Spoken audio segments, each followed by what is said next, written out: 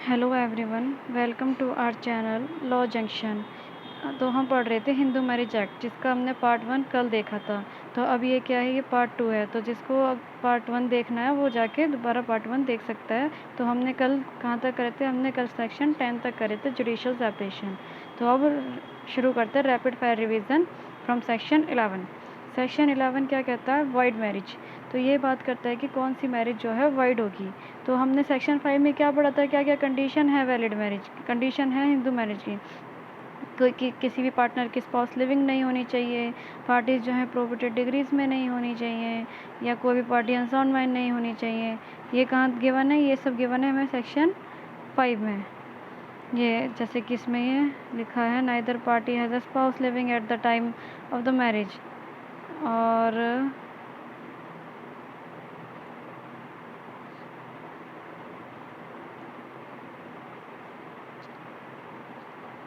Unsoundness of mind नहीं होनी चाहिए।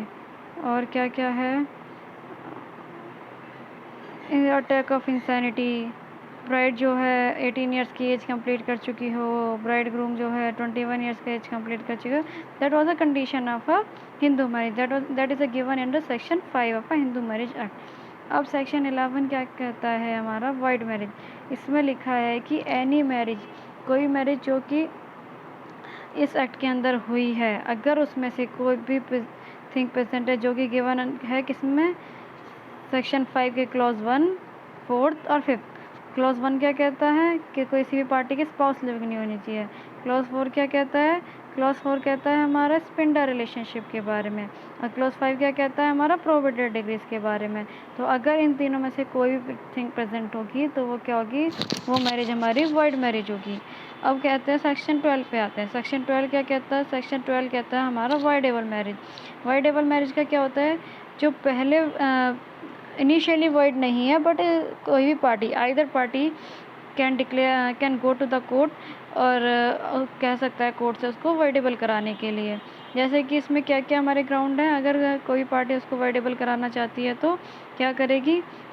ये हमें 4 ग्राउंड दे रखे हैं, A B C D। इसमें क्या है?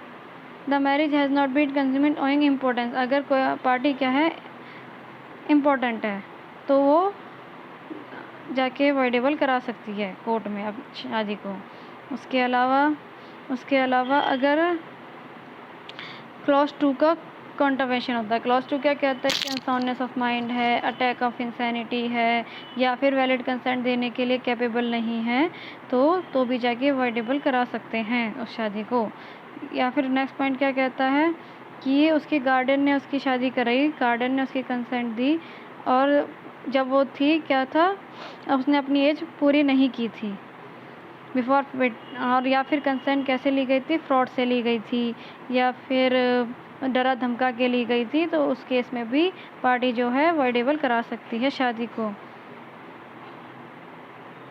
और नेक्स्ट पॉइंट क्या कहता है? तो कुछ अदर ग्राउंड्स भी दे रखे हैं, जैसे कि फ्रॉड का केस दे रखा है। फ्रॉड के केस में कितने टाइम के अंदर वो पता, या फिर हाँ, इसमें एक इम्पॉर्टेंट पॉइंट है, यदि रिस्पोंडेंट क्या है,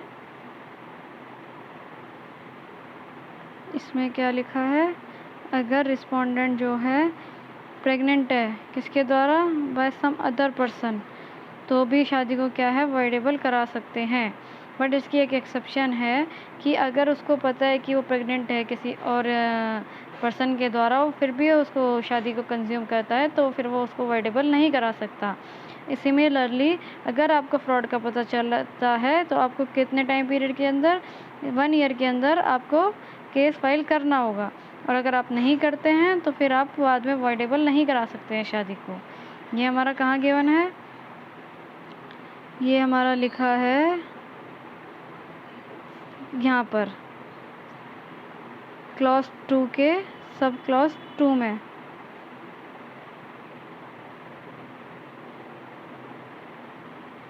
ये यहाँ लिखा है, इसको इम्पोर्टेंट मार्क कर लीजिए, ठीक है। नेक्स्ट पॉइंट पे आते हैं, हमारा सेक्शन 13। सेक्शन 13 बहुत ही इम्पोर्टेंट प्रोविज़न है किसका? हिंदू मैरिज एक्ट का। ये किसके बारे में बात करता है? ये बात करता है डाइवोर्स के बारे में।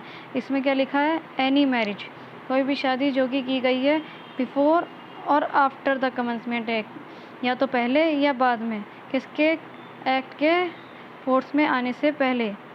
तो इसमें क्या है, आइदर द हस्बैंड और द वाइफ, ये इंपॉर्टेंट नोट करने के लिए, या तो पति या वाइफ कोई भी जाके कोर्ट में जा सकता है, किसके लिए, डिसोल्यूशन ऑफ मैरिज के लिए। उसमें कुछ ग्राउंड दे रखे हैं, तो क्या क्या ग्राउंड हैं इसमें, ग्राउंड है जैसे कि अगर कोई भी पार्टी क्या है अडल्ट्री में रहती है, इसमें क्या है, after the solemnisation of marriage has voluntary sexual intercourse with any other person. इसका क्या मतलब है, अडल्ट्री। अडल्ट्री का हमारा आईपीसी में दिया हुआ था, लेकिन उसमें क्या सुप्रीम कोर्ट की जजमेंट आ गई जोसेफसाइन वर्सेस यूनियन ऑफ इंडिया की कि अब अडल्ट्री जो है पनिशेबल नहीं है, बट क्या है, ये अभी भी डाइवोर्स का ग्राउंड है। अगर कोई भी पार्टी किसी और पर्सन के साथ जिसके साथ उसकी शादी नहीं हुई है वॉलंटरी सेक्सुअल इंटरकोर्स कहते हैं, तो क्या होगा, पार्टी जो है दूसरी पार्टी डाइवोर्स के लिए क्लेम कर सकती है। या फिर जो दूसरा पार्टनर है आपको, जो आपका पार्टनर है आपको क्रूरल्टी के साथ डील करता है, आपके साथ क्रूरल्टी से पेश आता है, तो भी आप डाइवोर्स के लिए अप्लाई कर सकते हैं।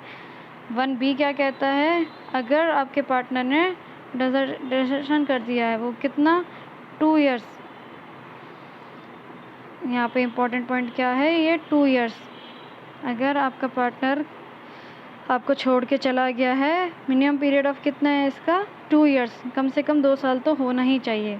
या फिर he has ceased to be a Hindu, अगर हिंदू नहीं रहा है, उसने कन्वर्जन कर लिया, किसी और रिलीजन में मुस्लिम बन गया है, क्रिश्चियन बन गया है, तो क्या है, आप डाइवोर्स के लिए अप्लाई कर सकते हैं। ये इंपॉर्टेंट पॉइंट है नोट करने के लिए कि सिर्फ कन्वर्जन से शादी इनवैलिड नहीं हो जाती है, कन्वर्जन के बाद आपको डाइवोर्स के लिए अप्लाई करना होगा। अगर कन्वर्जन के बाद भी पार्टीज रह रही हैं साथ में, तो वो शादी वैलिड है पूरी तरीके से। शादी को आप ये नहीं कह सकते कि शादी वैलिड नहीं रही है सिर्फ एक के कन्वर्ट होने से। लेकिन हाँ, ये